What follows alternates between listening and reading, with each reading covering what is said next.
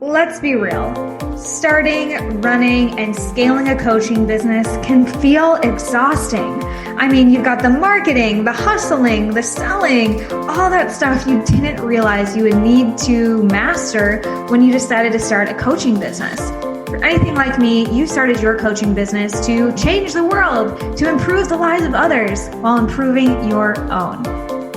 Well, the truth is, running a business doesn't have to be as hard as many of us have made it out to seem. And you don't even have to do all that hustling stuff if you don't want to. You really can get into flow, into your zone of genius, and get back to the work you were sent here to do. But you have to ask for help. You have to be willing to work in new ways. You have to be willing to open up your mind to mentors who might be doing it differently than you've ever considered. And you have to be willing to actually implement new ways of thinking and running your business. If you're up for that, stay tuned. I'm Hanna Hermanson, your certified coach, international speaker, author, and yes, the founder of Dream Life is Real Life and the host of this show. And I've been able to help hundreds of coaches build, scale, and enjoy their online businesses. Essentially, make their dream life their real life. And if you'd like help improving your business life and get your coaching business to the next level, we might be able to help you. Head on over to dreamlifeisreallife.com/show to get all the resources and episodes that we talk about in this community. You can join our Facebook community, you can find me on Instagram, but more importantly, if you're really ready to integrate what you learn here today and on other episodes, then you'll be able to set up a complimentary 10-minute chat with my team. Again, at dreamlifeisreallife.com/show, no strings attached. We love getting to know you and seeing what are the right next moves for you. But now let's get on to the show. In this podcast, you'll find the real people, concrete tactics, and weekly motivation and inspiration to make your dream life and business real. I started this podcast to bring you the role models that I never had. We talk to successful entrepreneurs, freedom seekers, business owners, and people living life on their own terms. To be a true leader, to create the legacy you desire, and to live in alignment, you need a tribe lifting you up. And I've made it my mission to be your tribe, to bring them to your ears at least, because after all, we are all in this together. Now, let's cue the music.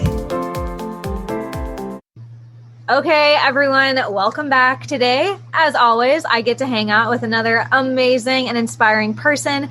And today we have Sandra. So Sandra is an online business manager and founder of Any Old Task, a small but mighty group of passionate peeps who love getting stuff done and helping people run their businesses like a lean but never mean fighting machine. In her efficiently used spare time, she teaches women how to get to $50K a year in their own virtual assistant practices, even if it's their first year.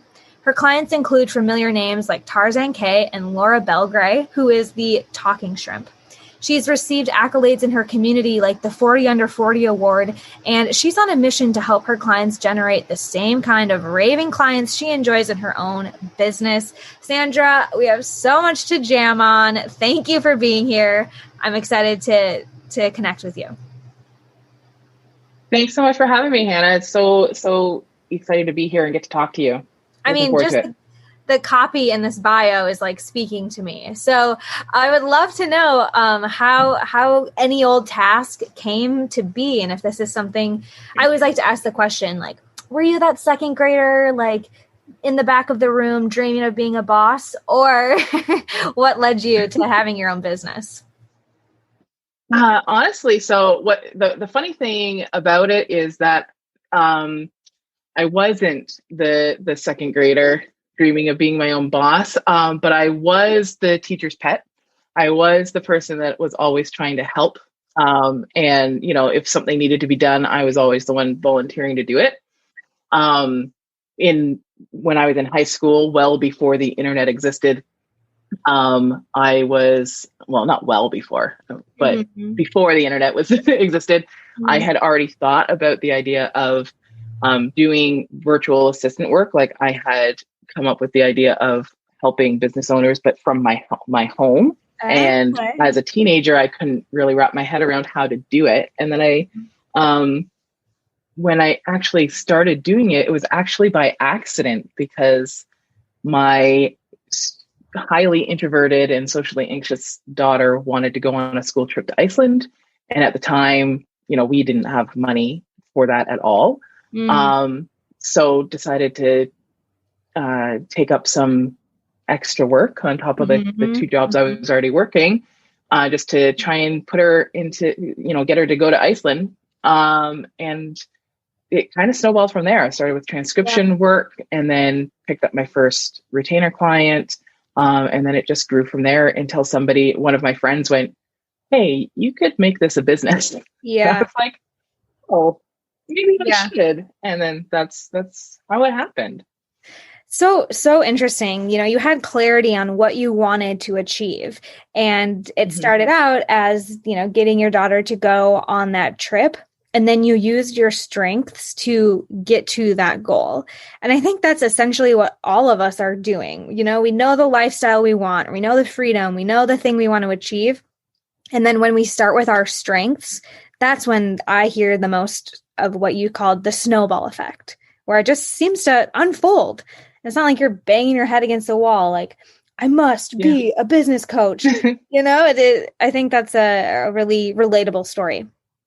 Exactly. It's a lot of us. It's, a lot of us like kind of know what we wanted to, not that we want to do, but just like what we're good at. But it's hard to believe that not everybody's good at it, or that somebody might pay you to do it. And it's not until somebody else says, "Hey, this is something that's amazing that you can do. You should offer this," that, the light bulb goes off, or that you get the confidence to move forward with it. So yes. And that's one of my goals with this whole show, is to show people the role models and what's possible. Because when you don't know, people can get paid to upload your sales page to Wix, or they can get, it's like they didn't show you these examples in school of all the things that you can monetize or make. Yeah, exactly. Yeah, exactly. And even with even copywriters and coaches who they tend to be my main clients, nobody, they didn't go to school for, copywriting or coaching. It's not something that most people, it's not even something that you hear about. You kind of fall into it from some other avenue, and then you realize, oh, this is a thing. I can do this. Yeah. And so before we go down an unproductive conversation about the educational system, let's be more productive, as you like to be in your spare time, and talk about as you had that aha moment of, I guess I could really grow this and not just do it for one trip to Iceland, but I could do this more full time, perhaps. What were some of the next steps after that aha moment for you to transition this in from a side hustle to a business? Well, the first thing was just figuring out what the plan was in regards to setting an end, a milestone. I don't like to say an end goal necessarily, because it kind of never ends. It just, you keep growing, you keep scaling, but figuring out what the first milestone was that I wanted to reach. And of course, that was to actually get out of my regular 9-to-5 job and have control of my own time. So doing that looked like the thing that I did is something that not everybody would have the opportunity to do. And even if they did, it's not something that a lot of people would think to do. But I was on really good terms with the owners of the company I was working at. And I also knew their financial situation, and I was able to basically negotiate them into becoming my first client. Yes. So it was, they needed something different in regards to having an employee, which I already had identified that as a step for them. And I was like, we were trying to figure out what was going to happen with me anyway. I was going to move into more of like full-time bookkeeping, which I did not want to do. So instead I was like, you still need this part of your business to run. You still need this admin part. So how about we do this? And we negotiated where they became my first client. And we moved on from there. And then the second thing was just making sure that, I really utilized as, everything that was coming to me, everything that I could. So I already had this little platform that I'd be doing transcription work on. So I started talking to those people, letting them know what other services I was offering, what else I could do. And then just being really responsive and creating like a really great connection with those people so that even if they didn't have something, if they heard of somebody else needing something, they could come to me. And that's really what started snowballing it. Sandra, yes. Like, where was this voice for me 4 years ago? I mean, I tell people my biggest regret in my first year of business was not to, like, I should have been hitting the sidewalk. Like you, okay, here are the people I know. Let me get them into conversation.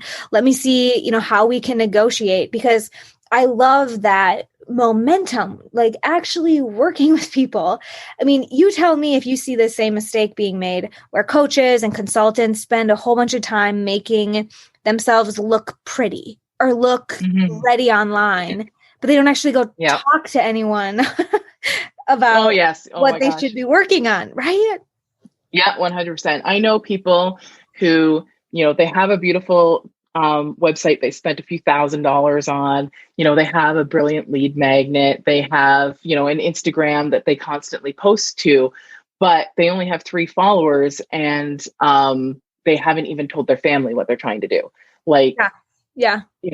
And I know other people who they'll tell, one person once, but they're like, oh, well, I already told that person. And I already told that person that I need these types of clients for coaching, or I need these types of clients for whatever service I'm offering. Yeah. People don't remember, right? So you need to repeat it. It's not just telling one person once, it's telling them over and over and over again in multiple different ways and reminding them, hey, I'm still here. Hey, I'm still looking. Yeah. It's really tempting on the internet now to think that you're going to find your ideal clients in the abyss of the millions of Facebook users when you have people who might need you literally next door. Exactly. Yeah, that's huge. Yeah. And honestly, you're helping me reflect a bit here, because one of the best questions one of my first mentors asked me was, how many people actually know what you do? And I was like, again, same thing, like, oh, my Instagram followers, like, it's not clear to people. Like you said, they forget, they see you're inspirational, but they don't really know what you do. So is that anything, has anyone ever asked you, like, so what exactly do you do? And how do you consistently show or educate or remind people what it is that you do exactly, how to kind of circumvent that question? Yeah, well, I started out as a virtual assistant, and as that, like, that's all one of the key questions I get. Like, what does a virtual assistant do? What do you do? I don't understand. So for me, it was about making sure that I had a solid example. So I would say things like, I help online service providers. At the beginning, it was like I help online service providers by taking more off their plate so that they can work in their zone of genius. And by that, I basically mean, like, if they want to send out an email newsletter, I will, proof it, edit it, load it, schedule it. If they're booking clients, I will do their scheduling, I will do their contracts, I will do their invoicing. So I would like give an example along with it, which really helped clarify. Yeah. And I would try and tailor that description depending on who I was talking to. So I tried to know as much as I could about the people I was talking to, so that I could tailor that to them. And then just as you grow and as your business morphs, just make sure that you're changing up that that description of what you're actually doing. Right, because action brings the clarity. Yeah. And And it's good to also think about like who you're trying to attract. So like, um, when you're telling, it's giving the example, like I would give the example of something I could do. Sometimes the example and the most effective examples are the result that you can provide. So if you right. can be very clear on, I help X, 6-figure business owners figure out what their mission is or something like that. Yeah. If you can give the result, that's a big impact for them. Yeah. Yeah. A few things I want to like underscore here is knowing exactly who you're talking to. So back in the day, I would be at the gym. Remember those days when we would go, Yeah. to the gym and personal trainers. I would be there a lot and I would teach classes and I would get in conversation with trainers at the gym and they would ask me, oh, what do you do? And I would tell a personal trainer, I help personal trainers get clients online. Oh, but then when I was at the yoga studio and the yoga teacher asked me, what do? I would say, I help yoga teachers get clients online. Exactly. That's a pretty specific example, but I learned this because I, for a long time, tried to tell my parents what I do. I'm a business coach. Well, business isn't a sport. What do you mean you're a coach for business? Like, what does that mean? And then when I was able to say, okay, so for example, a personal trainer doesn't want to be in the gym all the time. I had to like break it down of like, okay, imagine this person and like kind of share that client journey. Because for me, I'm in it. I'm talking to copywriters and coaches all day. If you're a business coach, that's understood. But the marketing side, people who aren't in your world need you to explain it concretely, specifically. Right? Yeah. Really? Yeah. Especially the people closest to you, like they're the ones that are going to keep you top of mind, but they're the ones that they already have such a vision of who you are and what you do that it's going to be very hard to explain to them what it is you do so that they'll be, so that when they are on the lookout, it'll be a good fit. Those are going to be the hardest people. So when you're talking to people who are the closest to you and they're not getting it, don't necessarily use that as the mirror, like the scoreboard for yourself. Right. Go out a little bit to some people that don't know you and see if they can get it, and then worry about your family because they already have that picture. I know. I'm still a 4-year-old girl with side ponytails to my dad, Oh yeah, exactly. Yeah. But that's really helpful to consider who you're getting feedback from. The same thing is true when clients come to me and they're like, oh, I got so much good feedback on my post. Okay, what was the post? It was this inspirational, funny quote. Okay, who gave you the feedback? My high school friends, my mom, the girl next door. And it's like, okay, so they're there for entertainment. What feedback are you getting from the people you want to work with? Yes, exactly. Yeah, you have to be measuring. You have to know what you're measuring against. So you have to measure your feedback against the people who are likely to purchase, because that's the whole reason you're in business. It's great that your mom liked it, but unless she's buying a session with you, maybe you don't change what you're doing because of that. Yeah. And then same with like even stuff. I actually had this conversation with somebody today, one of my clients today. They wanted to change something. And I was like, okay, why? Why do you want to change that? Well, I find it clunky. I'm like, okay, do your buyers find it clunky? Have you received feedback from your buyers? No. Okay. What feedback have we received from your buyers? Like, let's look at that. And I've had it so many times in the past. I've had conversations with people that they wanted to use specific words on their site because, well, that's me. And I'm like, yes, you need you on your site. But if you're the only person that's going to understand that, you need to change it. If your buyers aren't going to understand that or resonate with that, you need to change it. You have to be you, but with your buyers in mind. Yes. Oh, preach it. I could not agree more. And this kind of goes back to what we were saying when we start our businesses and make the mistake of making logos and websites and all these things that we want. We want Yeah. to, it's fun, it's creative, it's about us, as opposed to the hard thing, which is like talking to other people and asking them what they need and what they think and for feedback. So Yeah. I'm curious, whether it was your own business or working with clients, how do you encourage people to get that feedback, to identify, or actually, here's the real question, Sandra. How do we identify what's going to move the needle forward and our most productive activities as opposed to the ones that are just fun, like, making more Instagram graphics? How do we identify and prioritize to move the needle forward, get clients in our businesses? Yeah. So that's a really good question, because some people will say, well, scrolling Instagram is going to get me clients. I get more followers the more things I like, and the more things I like, the more people follow me back. So the bigger audience, therefore more buyers.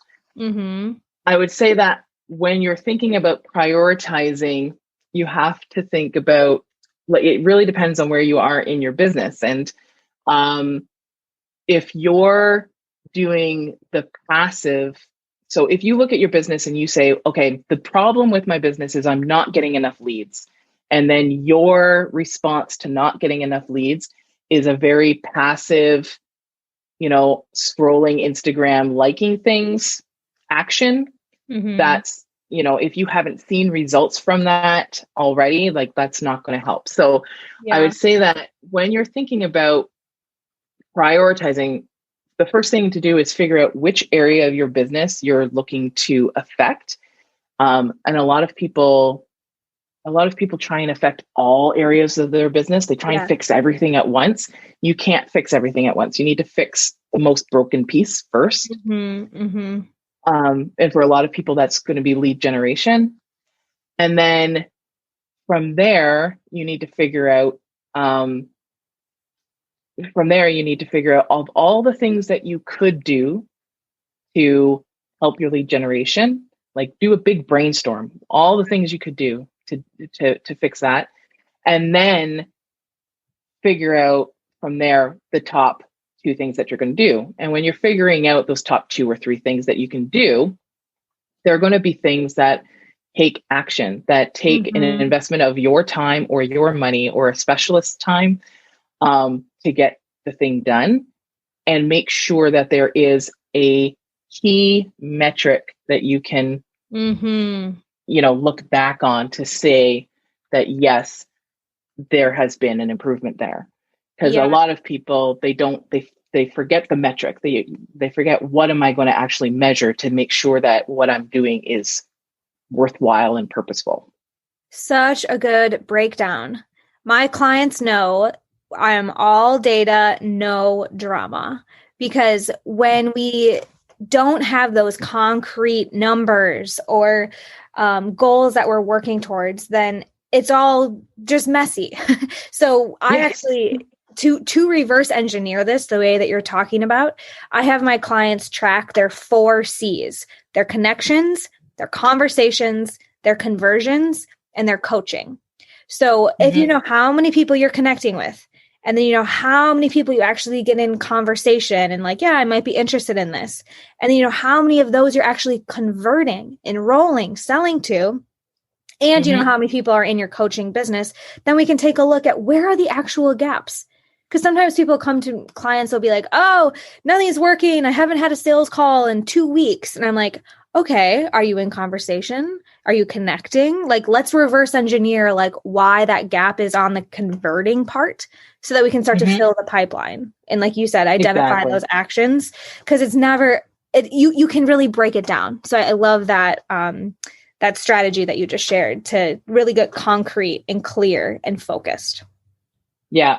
And don't be afraid to experiment. Just know when to cut the experiment off, and knowing that key metric that you're going for is how you know when to cut it off.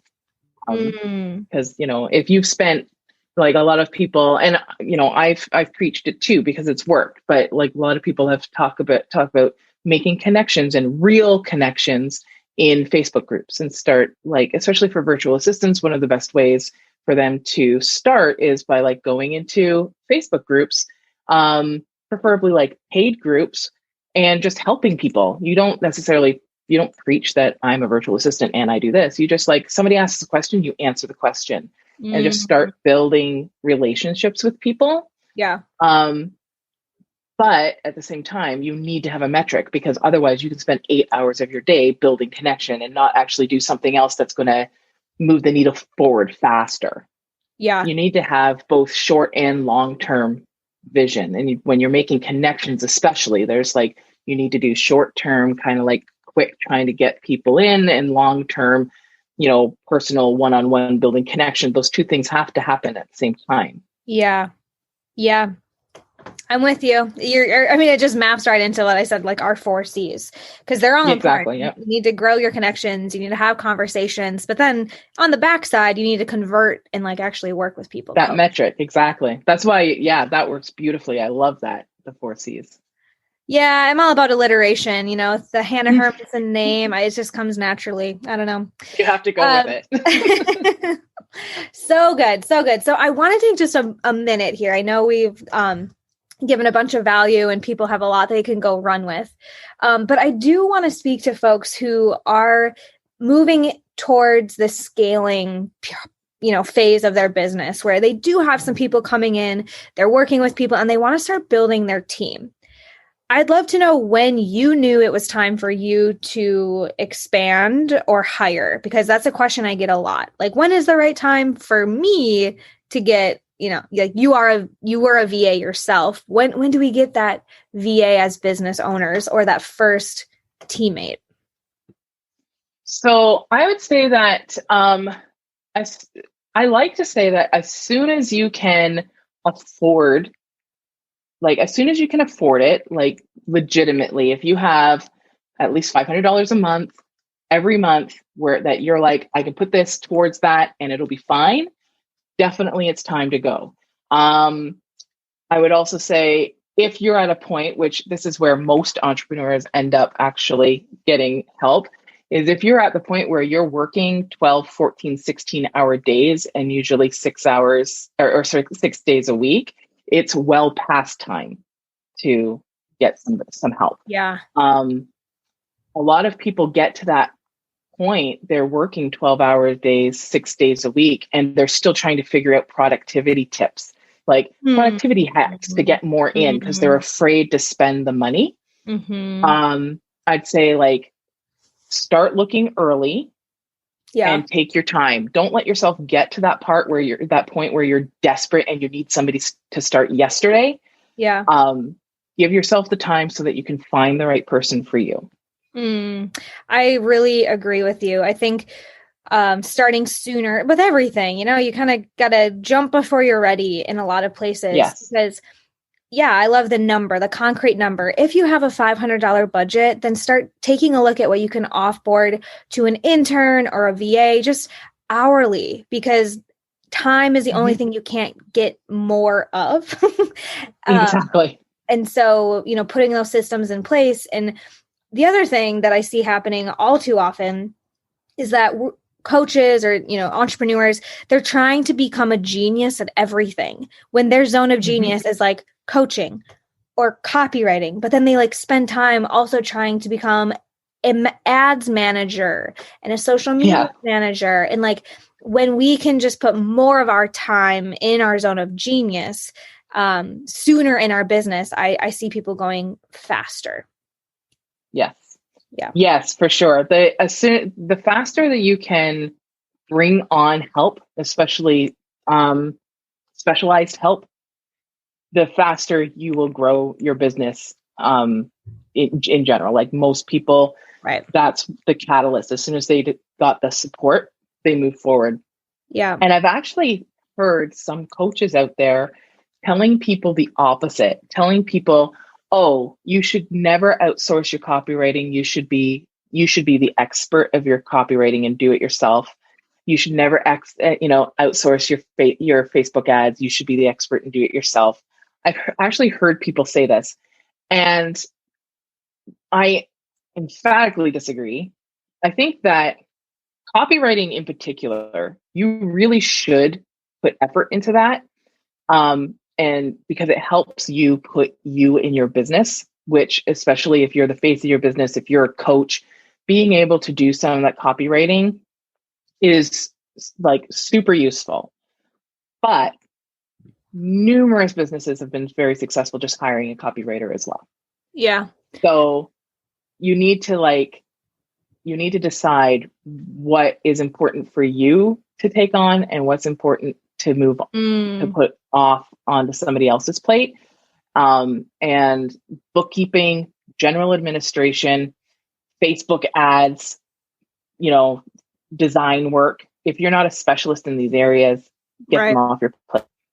I mean, this goes back to the top of our conversation, like know your strengths and what's actually going to move the needle forward in your business. And it's not you farting around on Canva if you have no like sense of color, Exactly. And I'm with you. I'm on the team that delegating, especially copywriting, and some tech things are really beneficial. I don't think you have to be the expert in everything in your business. I think you need to be the expert at getting experts into your business.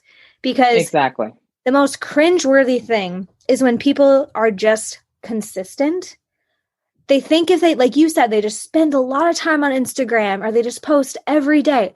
But if you are consistently bad, if you're consistently doing the wrong things, if you're consistently writing things that only your mom likes, then what a disappointment. Exactly. Yeah.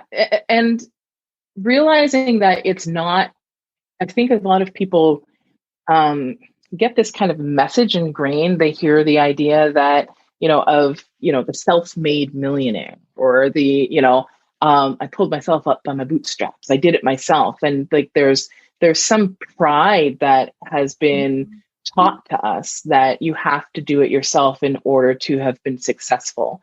But if you talk to any actual successful business owner, any millionaire, billionaire out there, they're going to tell you that they didn't do it alone. Yeah. They might have had an idea and they may have even started that idea, but they did not do it alone.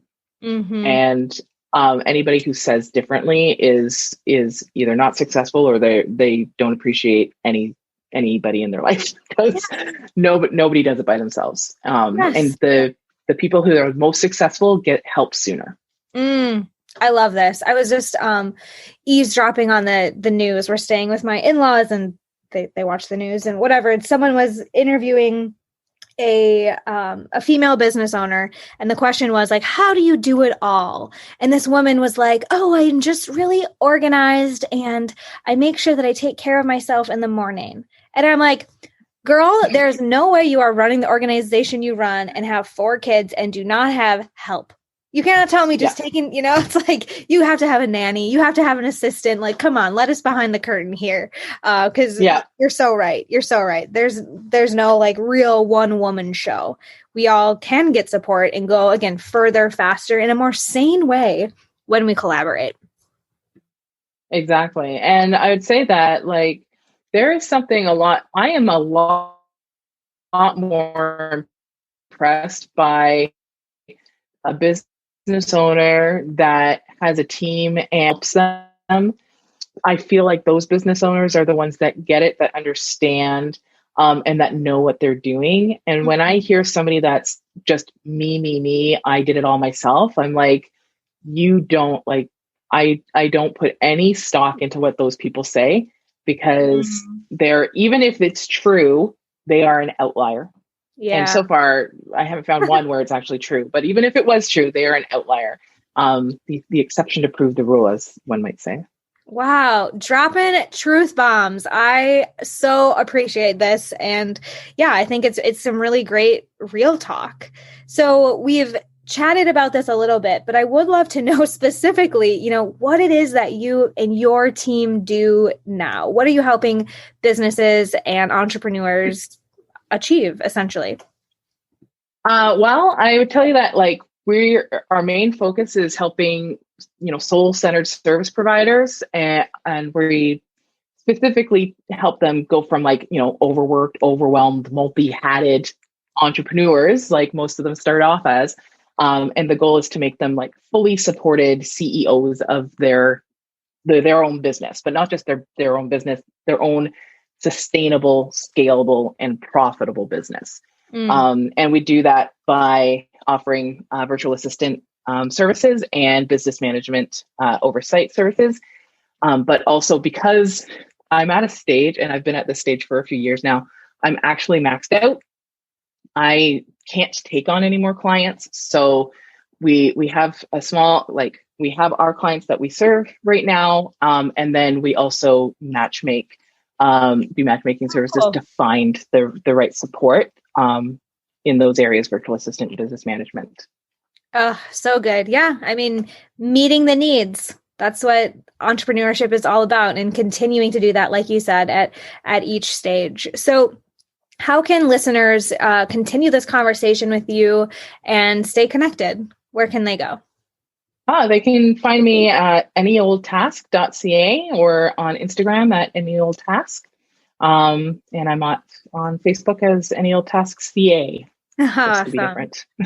Any old task, catchy and so helpful. Sandra, I am so glad we did get to connect, and appreciate you sharing so much value and really tangible action steps for people today. Me too, Hannah. This was so great. Thanks so much. Of course, I'll be back next week with another inspiring guest that will help you make your dream life and business real.